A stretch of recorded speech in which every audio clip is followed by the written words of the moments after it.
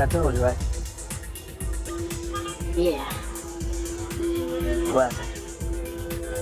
It's grown man business. Grown man business. For words. That's how 50 Cent silenced an entire family offensive. Diss tracks, leaked FBI documents, grave visits. All of it dismissed with a deep fake and a smirk. But what King Harris dug up before that silence? That's the part 50 doesn't want you to see. Bloodlines and battle lines. Alright. Look, if you thought the rap game couldn't get no more cutthroat in 2026, you wasn't watching what just went down between two of hip-hop's most strapped-up veterans and the next generation that flat-out refused to stay on the sidelines. Cause what jumped off as a simple question, can 50 Cent go bar for bar with T.I. on a Veru stage turned into one of the most personal, most grimy, most line-crossing beefs this culture done seen in years? We talking leaked federal paperwork, diss tracks coming back to back like drum rolls in a cipher, a dead mama's grave turned into a weapon, and a whole family going to war against one of the most feared trolls hip-hop ever produced. And the fallout is still rattling the ground as we speak. It all popped off early February 2026 when T.I. pulled up on Nightcap with Shannon Sharp and Chad Oasinko on February 6, straight up accusing 50 Cent of ducking a Verzu battle after he already said yes. The way Tip told it. They chopped it up about the whole thing while they was out in LA promoting shows, and it was all love till T.I. took it public. That's when 50 supposedly pulled the plug, ghosted on the whole concept, and left T.I. looking like he got finessed in front of entire culture. And if you know anything about Clifford Harris, you know that man don't swallow disrespect quietly. He put it on record.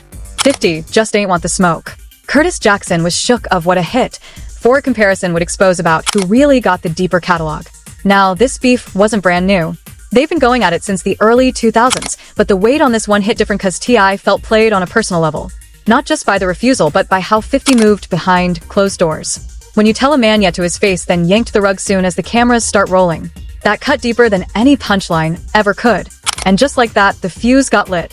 What went down between February 7th and February 21st was a slow burn that had the whole internet watching with a jaw on the floor. 50 came back indirect posting memes and old paperwork calling T.I. a rat. And in this culture, calling somebody a snitch is basically a death sentence for your credibility. That ain't a word you throw around light. It goes at the very foundation of street authenticity. The whole base every rapper who claims that life builds they image on. And 50 knew exactly what he was doing when he dusted off them allegations and threw him on a platform with millions of eyes on it. T clapped back on Instagram, letting it be known he wasn't about to let that narrative rock unchecked. Then on February 22nd, T went on $1 million worth of game and said he lost all respect for 50 Cent, calling the whole Verzu flip-flop a sign of weakness, a pattern from a man who'd rather post memes than step in a real ring. This wasn't about catalog numbers or streams no more. This was about respect. This was about legacy. This was about who could look the other man dead in the eye and hold that crown without blinking. But it was February 22nd to 23 when the whole thing crossed into territory nobody's seen coming. Territory that split the fan base clean down the middle and had folks questioning whether any line in rap beef is still sacred. Cause 50 Cent posted a foul photo of Tama Tiny Harris, T.I.'s wife and King's mama on Instagram, capping it, "Keep my name out your mouth." Then he followed that with a meme comparing King Harris to Pepe the Frog, clowning the young man's look, including his vitiligo, a skin condition nobody asked for and nobody should be getting roasted for. And right there, every unwritten rule about keeping families out of hip-hop warfare got smashed to pieces. Going at a man's wife, going at his son's skin condition, that ain't trolling no more. That's straight demolition. That's the kind of attack that turns a rap beef into something people carry for the rest of their life.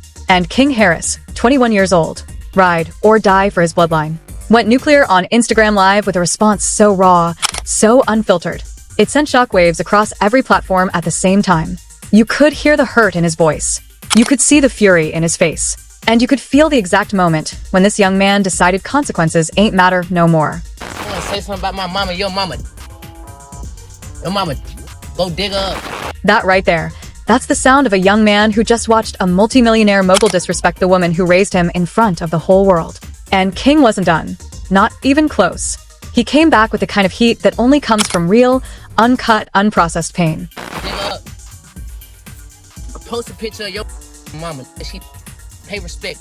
Stop playing with my mama. Now that reference telling 50 to dig up his mom's, that's about Sabrina Jackson, 50 Cent's mother, who passed in 1984 when Curtis was only 8 years old. King even took it as far as posting a video near her gravesite. A move that split the internet right down the middle permanently. Some said it was justified. You clown my living mama, so I'ma remind you yours ain't here no more. Others called it a line that should never be crossed regardless of circumstances. But King wasn't moving on logic. He was moving on loyalty, on adrenaline, on that protective instinct that don't stop to think about PR consequences. And when the smoke from that first explosion ain't even clear yet, King kept his foot on the gas, making it crystal that this wasn't some internet tantrum that was going to blow over by sunrise. Playing like that, it ain't going like that. You know how y'all raised? I'm not raised like That declaration, "I'm not raised like that," that was King drawing a line between himself and everybody watching who thought he should have stayed quiet out of respect for 50's legacy. He was telling the world that where he from, you don't let nobody breathe on your mama's name and walk away clean. Don't care how many plaques you got on the wall or how many TV deals you sign. I'm not going like my mama. I'm not going. So tell your mama dig her ass up and post a picture that look better than mama. And then King switched up the whole attack. Instead of just matching 50's energy with the same kind of personal shots, he went straight for the jugular with a psychological angle that clearly hit way different because it wasn't about music, wasn't about bread, wasn't about clout. It was about something 50 Cent can't cop with all the wealth in the world. Something no amount of business moves or cultural power can replace. Straight like that. Your son don't love you. You don't got no family. That's a body shot wrapped in a truth that everybody in hip-hop been whispering about for years. 50 Cent's wrecked relationship with his own son, Maris Jackson. The public fallout. You rich, but you not loved. Money means nothing without no one to spend it with. Your son don't love you. And that's when the beef stopped being about rap and became about real life. Real wounds, real pain. The kind of hurt that don't heal when you log off. King even dug up old family drama involving Maris Jackson, twisting the blade deeper into scars that 50 spent years trying to keep out of the public eye. But King still wasn't done letting the world know exactly where his loyalty sit and why he torched the whole internet to protect his blood. Just because he share the same blood as you. I don't give because man, at the end of the day. And just like that, the first round of what would become one of 2020 SIX's most viral beefs was loaded up and locked in. The Harris family drew their line in the sand with permanent ink. But what they ain't know yet was that the real war, the documents, the dices, and the silence, it was only just getting started. The paperwork and the onslaught. By February 23rd to 24, both sides was all the way in. No turning back. And the battlefield done expanded from IG live rants into actual recorded music, which in hip-hop is basically signing a declaration of war with your name in blood. See, social media posts disappear, stories expire, comments get buried under the next wave. But a diss track lives forever on every streaming platform, gets picked up by search engines, and becomes a permanent chapter in your ops biography, whether they like it or not. Both sides understood that math, which is exactly why they hit the studio. T.I. declared war and dropped his first disc, literally titled War, going at 50 cents past and putting the whole culture on notice that this wasn't no social media squabble no more. It was a full-blown musical assault. And right behind him, King dropped Made Man. Some outlets called it Say Less, where he WPP'd about 50's L's to Kanye West and Rick Ross and called him out for bullying women. This wasn't no freestyle recorded on a phone speaker in somebody's living room. This was a produced, mixed, mastered piece of warfare built to live on platforms permanently, a record that was going to follow 50 Cent's government name every time somebody typed it in a search bar. But T.I. wasn't about to let his son hold that weight alone. He came through with the right one. And then bars went straight at 50's whole persona. The keyboard warrior image. The meme post and bully who talk crazy from behind a screen but supposedly fold different when you step to him face to face. That bar. A small man in a big shell. That's Tip telling the world that behind all the muscle, behind all the social media bravado, behind all them trolling, campaigns that made 50 the undisputed king of internet chaos, there's a man who won't step in a real arena when somebody actually challenge him. That's the kind of lyrical surgery that stick to your name like a tattoo. And Tip ain't stopped there neither. He also dropped Bully, where he called 50 a novelty merchant, a reference to some resurfaced intimate product photos that been floating around as ammo in the beef. Then came the twist nobody predicted that turned this from a two-man war into a full family blitz. Demony Harris, T.I.'s other son, jumped in with his own disc sampling Outkast's MS. Jackson going directly at 50's late mother. The whole Harris bloodline was mobilized like a unit, and the message was loud and clear. You come for one of us, you got to answer to all of us. But the biggest bomb ain't even dropped yet. February 25th, 2026. That became the day. Everybody in hip-hop had to pick a side because that's when King Harris posted what he called the humiliating files. Alleged FBI documents from October 12, 2009, accusing 50 Cent of cooperating with the feds in the murder investigation of Gunnet affiliate Lelo Mac Fletcher. According to these docs, 50 allegedly dropped an anonymous tip out of fear of retaliation, pointing Investigators at James Jimmy Henchman Roseman, who was convicted in 2017 for ordering the hit after his son got assaulted. King's caption on the post read, "I got 21 questions, but just answer this one. So, who is Lode Mac? Is this who called my pops a rat with? No black and white. Well, here's yours. Sir." Now, that was a nuclear play. The kind of move that flips an entire beef on its head in one single Instagram post. In a culture where the no-snitch code is treated like gospel, where just the accusation of cooperating with law enforcement can get you blackballed from every studio, every stage, every circle that count. Dropping alleged federal paperwork on somebody is the ultimate reputation killer. Don't even matter if the document's real or fake the moment they hit the timeline. What matter is millions of people seeing them, screenshotting them, forming opinions before anybody got time to fact. Check a single thing. And that's the genius and the danger of what King did. 50 spent weeks calling T.I. a rat, weaponizing that label to undermine everything Tip built. And now King flipped the whole script. Nah, the real informant is the one who've been pointing the finger this whole time. The hunter became the hunted. But here's where the twists get real interesting and real instructive about how this culture actually operate beneath the surface. Them documents had already been debunked as fabricated back in 2019. TMZ and federal sources already confirmed there wasn't no official FBI link tying 50 Cent to being an informant. Henchman's conviction was built on completely separate evidence that ain't have nothing to do with no anonymous tip from Curtis Jackson. Similar accusations from ops like of Gotti and French Montana popped up over the years and fizzled out every single time under the slightest scrutiny. So King was basically recycling old ammo that already been examined and thrown out by every credible outlet that bothered to look into it. But the thing about hip-hop is perceptions stay louder than truth and time and hit harder than accuracy. Even debunked paperwork can plant seeds of doubt when it land on the timeline at the exact moment millions of emotionally invested fans is choosing sides and looking for any reason to back their position. In a culture that run on reputation, the accusation alone is a weapon. And King swung it like he understood that virality don't need verification. And King made sure to stamp his position in the clearest possible terms, rejecting the whole culture of online trolling that 50 built his second act career on. Not one of them. That's on my soul. I don't give a how y'all think of living. I don't give a how y'all think of rain. That right there, a young man telling millions of viewers he don't care how the internet operate, don't care about the unwritten rules of online engagement, was the clearest signal, yet that King wasn't playing by the rules of internet beef. He was playing by street rules. I don't play about it. That's just how I'm raised. I'm just how So, by the time that paperwork was circulating across every major hip-hop outlet and every timeline in the country, the question on everybody's mind was one and the same. What's 50 Cent going to do now? 'Cause let's keep it a buck. This was uncharted territory for Curtis Jackson, the man who built an empire off trolling, who turned internet warfare into an art form that arguably made him more relevant in 2026 than he was at the peak of his music run, who ain't never once in 2 full decades of public beefs with some of the biggest names in the industry been put on the back foot like this by somebody half his age with a fraction of his resources and nothing to lose. The Deeces was stacking. The paperwork was spreading. The family offensive showed zero signs of slowing down. Would he escalate past memes and actually hit the booth? Would he fire back with something even more devastating from his own stash? Or would the weight of King's offensive finally push him towards something that nobody in the history of this beef or maybe 50 Cent's entire public career ever expected to see? The silence and the aftermath. And that's exactly where the whole saga took its wildest turn. 'Cause on February 26th to 27, 50 Cent, the man who made a whole career out of never backing down, never deleting, never apologizing, wiped every single feud-related post off his Instagram page. Every meme he crafted, every piece of paperwork he posted about T, every shot he fired at King Gone, scrubbed clean like it never existed. And in their place, he dropped a message that read, "You guys hurt my feelings. I'm out of here." Now, on the surface, that read like classic 50 Cent sarcasm. The kind of slick deflection he'd been What's up, man?